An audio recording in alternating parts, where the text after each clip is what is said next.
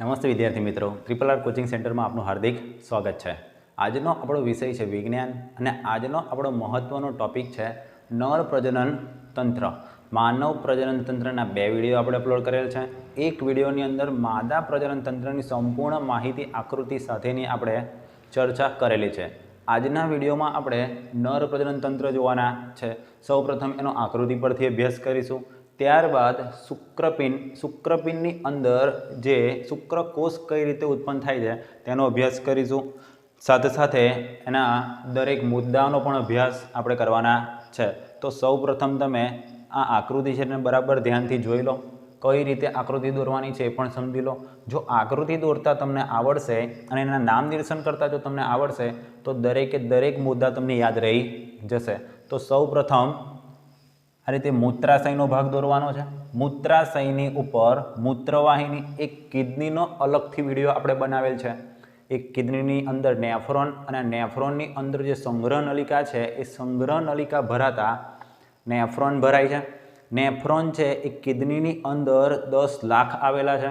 આ 10 લાખ નેફ્રોન ભરાતા મૂત્રવાહિની ખુલે છે અને આ મૂત્રવાહિની ખુલતા મૂત્રાશયની અંદર મૂત્ર આવે છે। તો અહીં આગળ બરાબર તમારે સમજી લેવાનું છે, આગળની વિડીયો છે એ પણ જોઈ લેવાની છે। આ બંને બાજુ જે નળીઓ દેખાય છે એ છે મૂત્રવાહિની, એ કિડની સાથે જોડેલી હોય છે। બંને ડાબી અને જમણી કિડની સાથે આ મૂત્રવાહિની જોડેલ છે અને આ ભાગ તમને જે દેખાય છે એ મૂત્રાશયનો ભાગ છે। આ મૂત્રાશયનો જે ભાગ છે એની નીચે આ રીતે વૃષણ કોથળીની અંદર બંને બાજુ શુક્રપિંડ આવેલા છે। આ શુક્રપિંડમાંથી આ શુક્રવાહિની નીકળે છે અને આ શુક્રવાહિની શુક્રાશયની અંદર ખુલે છે। એ ઉપરાંત આ શુક્રાશયની આજુબાજુ બે ગ્રંથિ આવેલી છે। શુક્રાશયની આજુબાજુ બે ગ્રંથિ આવેલી છે। એક ગ્રંથિનું નામ છે પ્રોસ્ટેલ ગ્રંથિ અને બીજી ગ્રંથિનું નામ છે બલ્બો યુરેથ્રલ ગ્રંથિ। હવે અહીંયા આગળ જે રચના છે એ બરાબર સમજી લો। આ શુક્રપિંડમાંથી શુક્રકોષ ઉત્પન્ન થાય। શુક્રકોષ ઉત્પન્ન થઈને જે આ શુક્રવાહિની છે, શુક્રવાહિની મારફતે શુક્રાશયમાં જાય। શુક્રાશયમાંથી જે આ મૂત્રજનન માર્ગ છે, પ્રજનનનો જે માર્ગ છે એ માર્ગના માધ્યમે શરીરની બહાર નીકળે છે। શરીરની બહાર નીકળ્યા પછી એ યોનિપટલમાંથી ગ્રીવા નલિકા, ગ્રીવા નલિકામાંથી ગ્રીવામાંથી ગર્ભાશય સુધી આ શુક્રકોષ પહોંચે છે અને ગર્ભાશયમાંથી જે અંડવાહિની જે છે, અંડવાહિનીના ઇથમસવાળા ભાગની અંદર આ શુક્રકોષ અને અંડકોષ આ બંનેનું જોડાણ થાય છે અને ફલન, ફલિતાંડ, ભ્રૂણ અને ગર્ભનું નિર્માણ થઈને ગર્ભાશયની અંદર સ્થાપન થાય છે। તો સૌપ્રથમ તમે આ બરાબર આકૃતિ જોઈ લેજો, ત્યારબાદ હું અહીં આગળથી સમજાવીશ, પછી આ આકૃતિ તમને આ રીતે જોવા નહીં મળે। હવે જે અહીં આગળ શુક્રપિંડ છે, આ શુક્રપિંડ છે એ શુક્રપિંડની અંદર જ શુક્રકોષ ઉત્પન્ન થાય છે। આ શુક્રપિંડ બેની સંખ્યામાં આવેલ છે, મેં આ એક જ બાજુ દર્શાવેલ છે। શુક્રપિંડ છે વૃષણ કોથળીમાં હોય, બે પગની વચ્ચે હોય। આ જે શિશ્નનો ભાગ છે એની બાજુમાં હોય, શિશ્નના ભાગની બાજુમાં આ મુખ્ય પ્રજનન અંગ છે। મૂત્રજનન માર્ગ છે, પ્રજનન કરવાનો માર્ગ છે, શિશ્ન છે, અગ્ર ત્વચા છે, શિશ્નાગ્ર, જે આ ભાગ તમને જે દેખાય છે એ પ્રજનન માટેનો અતિ મહત્વનો ભાગ છે। આના માર્ગ દ્વારા જ જ્યાં શુક્રકોષ છે શરીરની બહાર વીર્ય સ્વરૂપે આવે છે। વૃષણ કોથળી આપણા શરીરની બહાર હોય, બે પગની વચ્ચે શરીરની બહાર બે શુક્રપિંડ હોય છે, શિશ્નની બાજુમાં હોય છે। આ શુક્રપિંડ છે એ વૃષણ કોથળીનું તાપમાન છે ને શરીરના તાપમાન કરતાં ઓછું હોય છે, એના કારણે આપણે જે શુક્રકોષ છે ત્યાં આગળ રહી શકે છે। એ પણ મુદ્દા આપણે જોવાના છે। હવે જે આ શુક્રપિંડ છે, શુક્રપિંડની રચના કંઈક આ રીતની છે, બરાબર। ડાબી બાજુ, જમણી બાજુ આ રીતે બહારનો ભાગ છે, આ બાહ્ય ભાગ છે એને કહેવાય છે પ્યુનિકા આલ્બ્યુજિનિયા। પ્યુનિકા આલ્બ્યુજિનિયા એ જે ભાગ છે એની અંદર 150 જેટલા ખાના આવેલા છે, અલગ અલગ 150 જેટલા ખાના આવેલા છે। એ જે ખાના છે એને કહેવામાં આવે છે શુક્રપિંડીય ખંડિકા। શુક્રપિંડીય ખંડિકા, આ શુક્રપિંડીય ખંડિકા છે એની અંદર આવી રીતે 1, 2 કે 3ની જોડની અંદર શુક્રકોષ ઉત્પન્ન કરે એવી નલિકાઓ આવેલી છે। શુક્રકોષ ઉત્પન્ન કરતી નલિકાઓ, આ શુક્રકોષ ઉત્પન્ન કરતી નલિકાઓ શુક્રકોષ ઉત્પન્ન કરે છે। આ ઉત્પન્ન કરેલો જે શુક્રકોષ છે એ શુક્રકોષ છે એ આ રીતે વૃષણ ઝાડની નલિકાઓ જે છે, વૃષણ ઝાડની જે નલિકાઓ છે ત્યાં આગળ પહોંચશે। વૃષણ ઝાડની નલિકાઓમાં આ જે વૃષણ ઝાડની જે નલિકાઓ છે એનું અધિવૃષણ ઝાડ એક ગૂંચળું તૈયાર થશે અને એમાંથી આ રીતે અલગ શુક્રવાહિનીઓ નીકળશે અને શુક્રવાહિનીઓમાંથી શુક્રવાહિનીના મારફતે શુક્રાશયની અંદર જે શુક્રકોષ છે એ પહોંચે છે. એક વસ્તુ ખાસ તમારે યાદ રાખવાની છે, શુક્રકોષ છે એ ચલિત છે અને જે ગર્ભ ધારણ કરે છે જે માદા શરીર છે એ માદા શરીરના પેટની અંદર થાય છે. એના માટે આપણે શુક્રકોષ છે, શુક્રકોષ બહારથી માદાના શરીરની અંદર પહોંચાડવામાં, એને આપણે અંતઃફલન કહેવામાં આવે છે. બાહ્ય ફલન, અંતઃફલન. બરાબર. શરીરની બહાર થતું હોય તો એને બાહ્ય કહેવાય, શરીરની અંદર થતું હોય તો એને અંતઃ કહેવાય. તો હવે આપણે બંને આકૃતિને સમજ્યા બરાબર. પછી એકવાર રિપીટ કરી લઉં. જે આગળનો ભાગ છે એને કહેવામાં આવે છે શિશ્ન અગ્ર ત્વચા, શિશ્નાગ્ર, પ્રજનન કરવાનો માર્ગ, મૂત્રજનન માર્ગ. એની જમણી અને ડાબી બાજુ શુક્રપિંડ આવેલા છે. શુક્રપિંડનું કાર્ય શું? તો શુક્રકોષ ઉત્પન્ન કરવાનો. શુક્રપિંડ છે એનું સ્થાન ક્યાં? તો સ્થાન છે એનું વૃષણ કોથળીમાં. વૃષણ કોથળી ક્યાં આવેલી છે? તો બે પગની વચ્ચે આવેલી છે, શિશ્નની બાજુમાં આવેલી છે. અને શુક્રપિંડની સંખ્યા કેટલી? તો શુક્રપિંડની સંખ્યા છે 2. શુક્રપિંડમાંથી શુક્રવાહિની નીકળે છે અને શુક્રવાહિની શુક્રાશયમાં ખુલે છે. ઉપર મૂત્રવાહિની કિડની સાથે જોડેલી હોય છે. કિડનીમાંથી મૂત્રવાહિની મૂત્રાશયમાં ખુલે અને મૂત્રાશય છે એ મૂત્રજનન માર્ગ સ્વરૂપે મૂત્રનો શરીરની બહાર છે એ નિકાલ કરે છે. હવે અહીંયા આગળ શુક્રકોષ છે. આ શુક્રકોષ છે શુક્રાશયમાંથી આ બે ગ્રંથિની સહાય લઈને મૂત્રજનન માર્ગના મારફતે શરીરની બહાર નીકળે છે. એવી રીતે જે આ શુક્રપિંડ છે, શુક્રપિંડનો અભ્યાસ કરીએ આપણે. તેનો જે બાહ્ય ભાગ છે એને કહેવામાં આવે છે પ્યુનિકા આલ્બ્યુજિનિયા.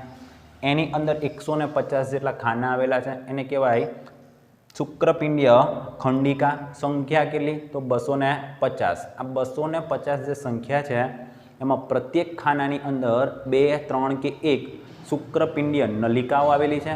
આ શુક્રપિંડીય નલિકાઓ શું કામ કરે છે? તો શુક્રકોષ અને શુક્રરસ ઉત્પન્ન કરે છે.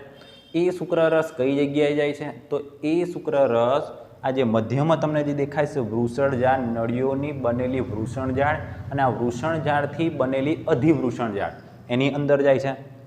નળીઓ નીકળે છે અને આ નળીઓમાંથી શુક્રવાહિનીઓ બને છે. આ શુક્રવાહિનીઓમાંથી શુક્રવાહિની શુક્રાશયમાં ખુલે છે. તો આ બંને આકૃતિ ખાસ તમારે સમજી લેવાની છે. નામ નિર્દેશન બરાબર યાદ રાખી લેવાના છે. બરાબર.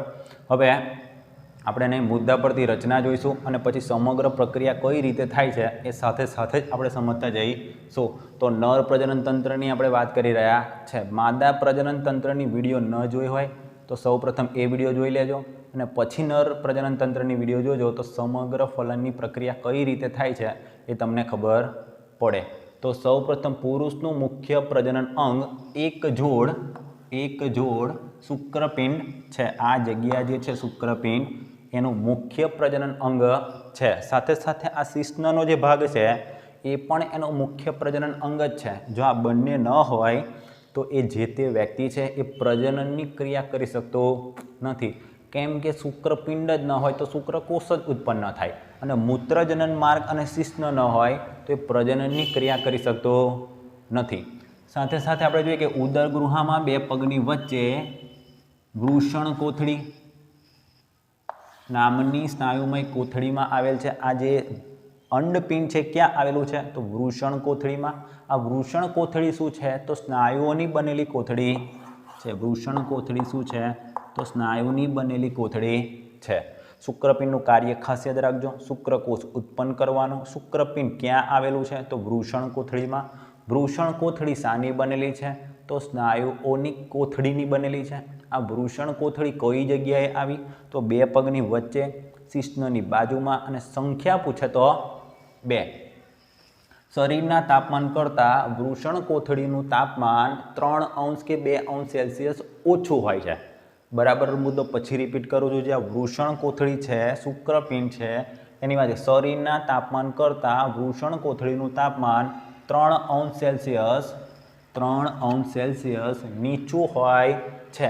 આ જે 3 અંશ સેલ્સિયસ નીચું જે તાપમાન છે એના કારણે આ શુક્રકોષ છે એ ત્યાં આગળ સચવાઈ રહે છે, એનો નાશ થતો નથી। નીચું રહેતું હોવાથી શુક્રકોષ પ્રજનનની ક્રિયા માટે અનુકૂળ છે। આ શુક્રકોષ જો જે જગ્યાએ આપણા શરીરના તાપમાને એ શુક્રકોષ છે એ રહી શકતો નથી, પણ જો અહીંયા આગળ 3 અંશ સેલ્સિયસ તાપમાન નીચું હોય, આપણા શરીરના તાપમાન કરતાં ઓછું તાપમાન હોય અને ઓછા તાપમાનના કારણે ત્યાં પ્રજનન માટેની જે શુક્રકોષની રહેવા માટેની જે જગ્યા છે એ એને અનુકૂળ આવે છે।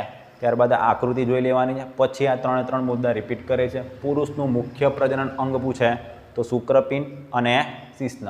2 પગની વચ્ચે ઉદરગૃહમાં આવેલું હોય, ઉદરગૃહમાંથી પછી નીચેના ભાગે શરીરની બહાર નીકળે છે એ આગળના મુદ્દામાં આવે છે।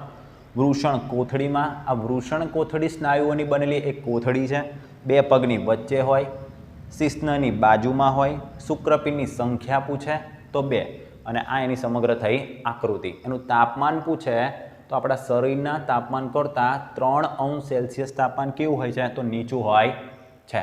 આગળના મુદ્દા જોઈએ। સહાયક પ્રજનન અંગ તરીકે શુક્રવાહિની અને શિશ્ન।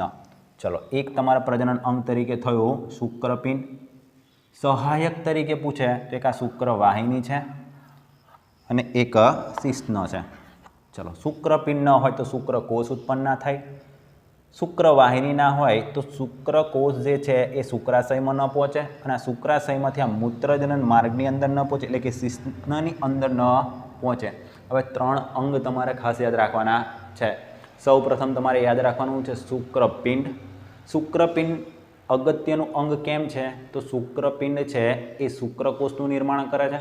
એના પછી શુક્રવાહિની, આ શુક્રવાહિની શુક્રપિંડમાંથી શુક્રકોષને શુક્રાશય સુધી પહોંચાડવાનું કામ કરે છે, અને શિશ્ન છે પ્રજનન માર્ગ છે એ શરીરની બહાર જે શુક્રાશય છે આ શુક્રાશયમાંથી શુક્રકોષને શરીરને બહાર લાવવાનું કામ કરે છે। તો 3 અંગિકાઓ તમારે નામ યાદ ખાસ રાખી લેવાના છે। મુખ્ય પ્રજનન અંગ પૂછે તો શુક્રપિંડ, સહાયક પ્રજનન અંગ પૂછે તો શુક્રવાહિની અને શિશ્ન। પછી એકવાર રિપીટ કરી લો। શુક્રપિંડ મુખ્ય પ્રજનન અંગ, શુક્રવાહિની અને શિશ્ન સહાયક પ્રજનન અંગ।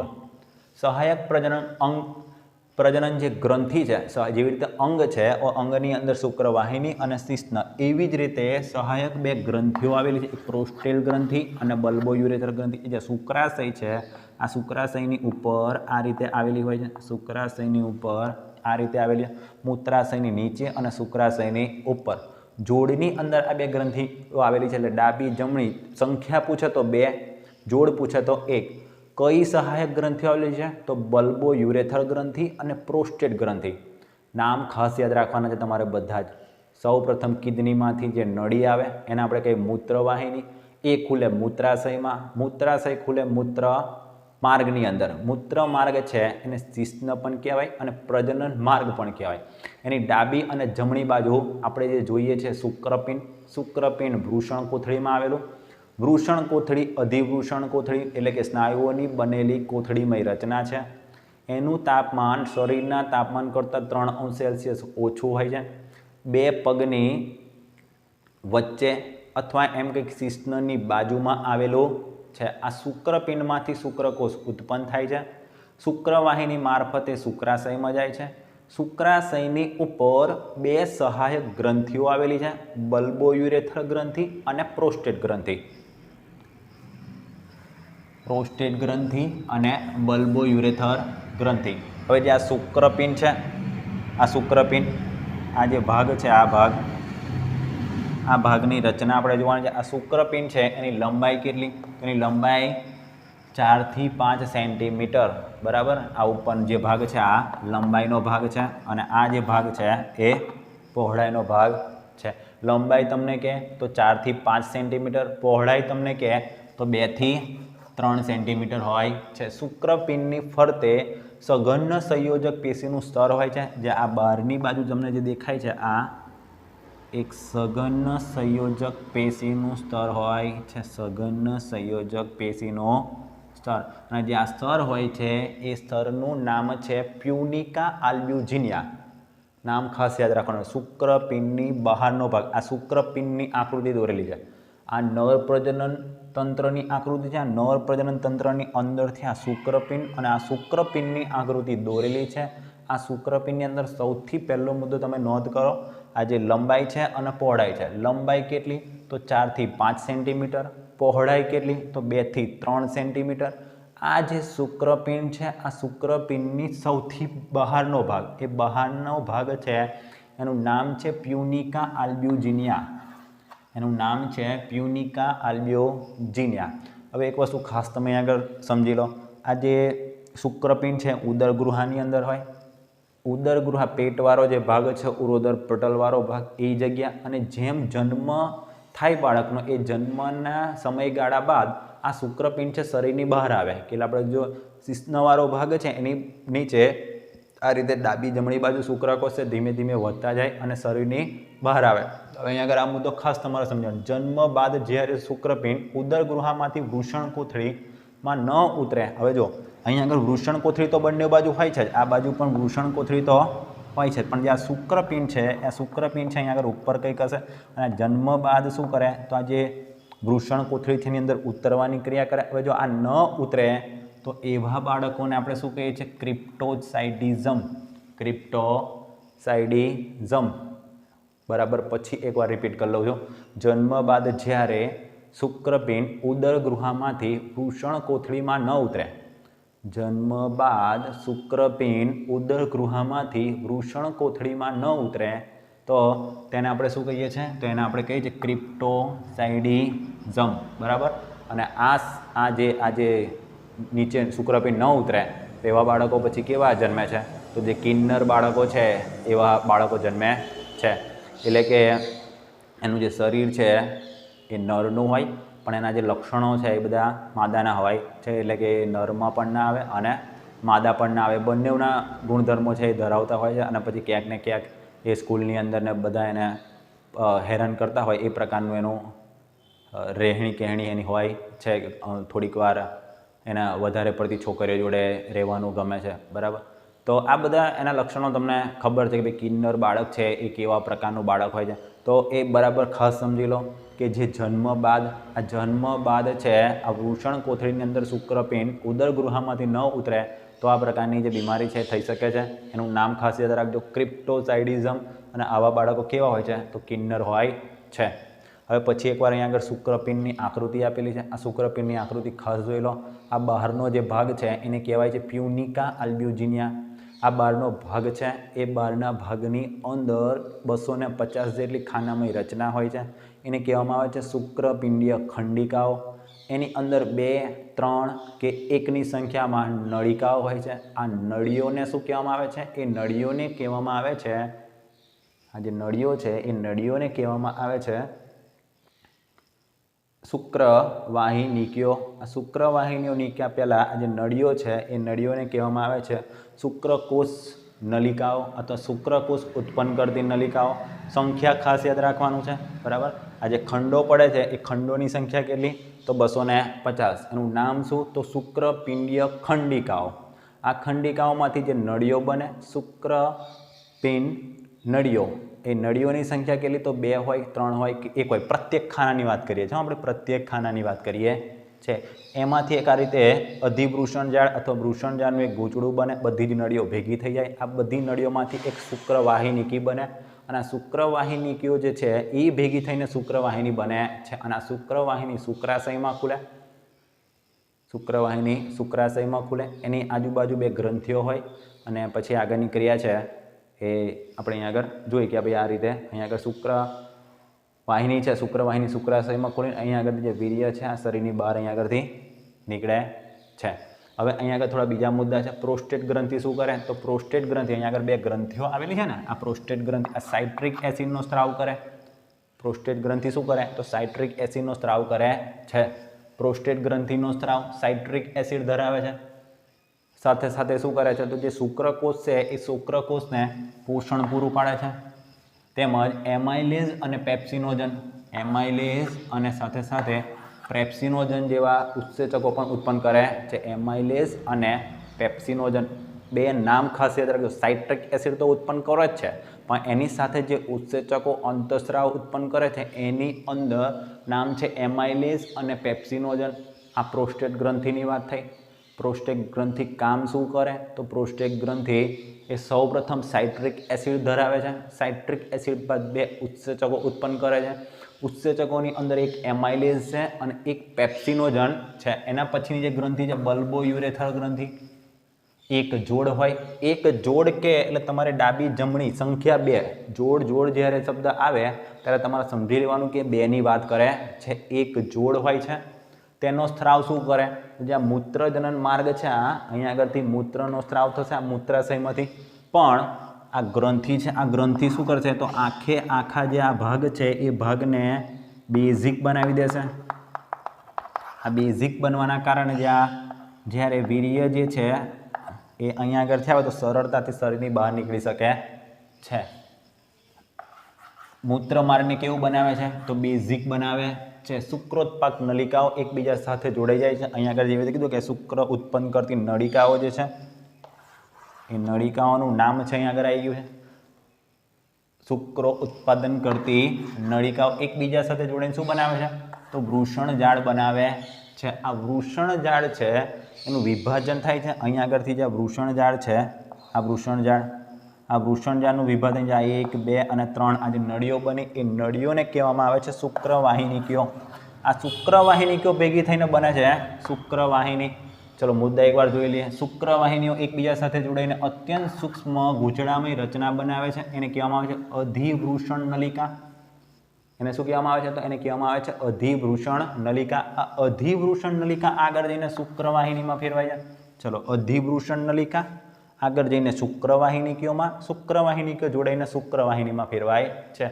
શુક્ર ઉત્પાદન કરતી નલિકામાં બે પ્રકારના કોષો હોય છે. ચલો અહીંયા આગળ આ સમજવાનું છે. આજે અહીંયા આગળ જે આપણે કીધું કે ભાઈ અહીંયા આગળથી શુક્રકોષ ઉત્પન્ન થાય છે કે શુક્રકોષ એ જગ્યાએ બનાવવામાં આવે છે. તો જ્યાં શુક્રકોષ ઉત્પન્ન કરતી નલિકાઓ છે, આ નલિકાઓ એની અંદર બે પ્રકારના કોષો આવેલા છે. એક છે નરજનન કોષ. આ નરજનન કોષ શું કરે? તો જે મહત્વનો શુક્રકોષ છે એને ઉત્પન્ન કરવાનું કામ કરે છે. આ રીતની એની રચના હોય છે. શુક્રકોષ છે આ રીતની એની રચના હોય છે, ચલિત હોય છે આ રીતે, બરાબર. તો જે નરજનન કોષ શું કરે? તો શુક્રકોષ ઉત્પન્ન કરે છે. અને સૌરટોલી કોષ આ શું કરે? તો જે શુક્રકોષ છે એને પોષણ આપવાનું કામ કરે છે. અહીંયા આગળ તો એને પોષણ મળે છે, તે ઉપરાંત પ્રોસ્ટેટ ગ્રંથિ પણ એને પોષણ આપે છે. આગળ વધીએ.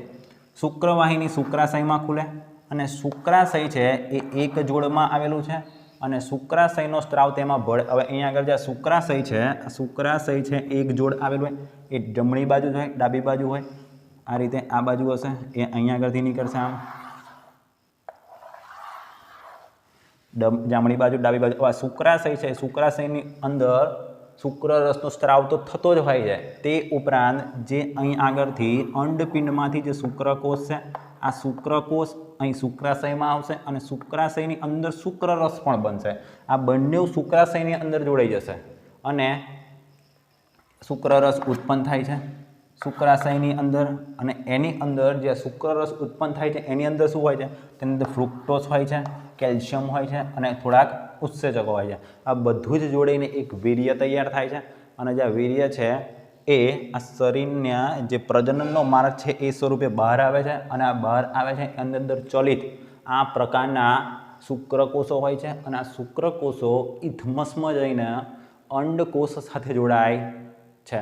તો અહીંયા આગળ એની માહિતી હતી. હવે આ માહિતી પરથી થાય છે શું એ પણ તમે સમજી લો. શુક્રકોષ એ અંડપિંડમાં ઉત્પન્ન થાય. અંડપિંડની અંદર શુક્રકોષ ઉત્પન્ન કરતી જે નળિકાઓ છે, આ નલિકાઓની અંદર ઉત્પન્ન થાય. એની અંદર શુક્રરસ ઉમેરાય. શુક્રરસ છે એ આ શુક્રાશયમાંથી ઉમેરાય. આ બંને જોડાઈ જાય. આ બંને જોડાઈને વીર્ય બને, એને આપણે સ્પર્મ કહીએ. તે શુક્રાશયમાં બને છે. હવે આ શુક્રાશય જે છે, આ શુક્રાશય એની અંદર બને છે અને શુક્રાશયમાંથી પ્રજનન માર્ગ સ્વરૂપે શરીરની બહાર જાય છે. તે મૂત્રજનન માર્ગમાંથી બહાર નીકળે છે.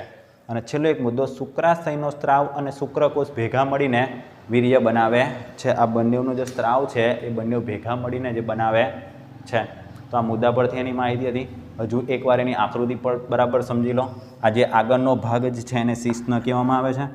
આ જે સૌથી આગળ જે આ ચામડીનો ભાગ છે એને શિશ્ન ત્વચા કહેવામાં આવે છે. અને અહીંયા આગળથી જે શુક્રકોષ છે આ રીતે બહાર નીકળે છે એને કહેવામાં આવે છે શિશ્નાગ્ર.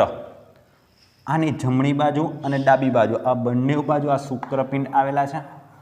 આ શુક્રપિંડ છે એની અંદર શુક્રકોષ ઉત્પન્ન થાય છે. આ શુક્રપિંડ છે આ વૃષણ કોથળીમાં આવેલા છે.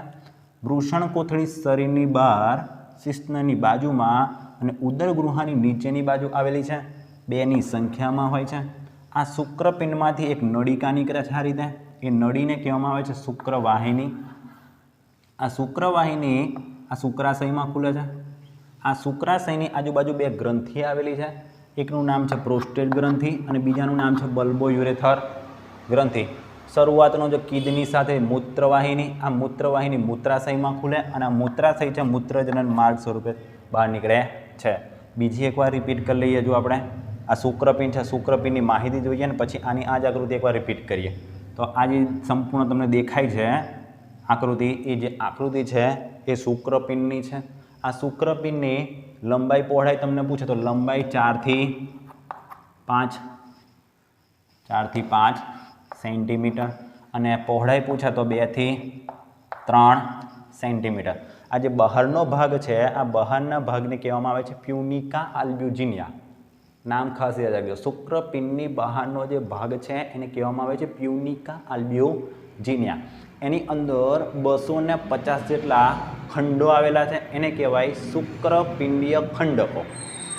એ ખંડોની અંદર 2, 3 કે 1 શુક્ર ઉત્પાદન કરતી શુક્રકોષ ઉત્પાદન કરતી નળીઓ આવેલી છે.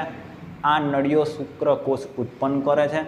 આ શુક્રકોષને અહીં આગળ જે વચ્ચે તમને જે દેખાય છે વૃષણજાળ એક નળીઓનું ગૂંચળું હોય છે તેની અંદર મોકલે છે. એમાંથી અધિવૃષણજાળ શુક્રવાહિનીઓ બને. શુક્રવાહિનીઓમાંથી શુક્રવાહિની બને અને એ શુક્રવાહિની છે આ શુક્રકોષની અંદર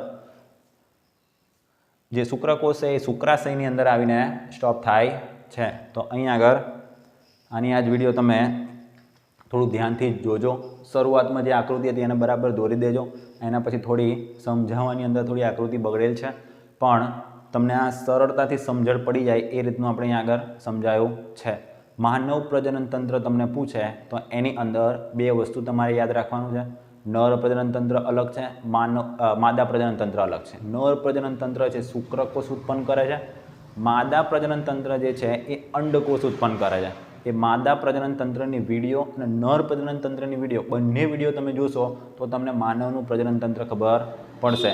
બીજી એક વસ્તુ યાદ રાખવાની છે કે ભાઈ શુક્રકોષ જે છે એ ચલિત છે અને શરીરની બહાર આવીને માદાના શરીરની અંદર ઇથમસની અંદર જઈને અંડકોષ સાથે જોડાય છે અને પછી ફલનની ક્રિયા છે એનું નિર્માણ થાય છે. તો અહીંયા આગળ આપણે સંપૂર્ણ આકૃતિ સાથેનો માદા પ્રજનન તંત્ર અને નર પ્રજનન તંત્ર બંનેની વિડીયો અપલોડ કરેલ છે. બંને વિડીયો જોજો. હવે પછી આપણે એક વિજ્ઞાનના નવા ટોપિક સાથે મળીશું. ત્યાં સુધી જય હિન્દ.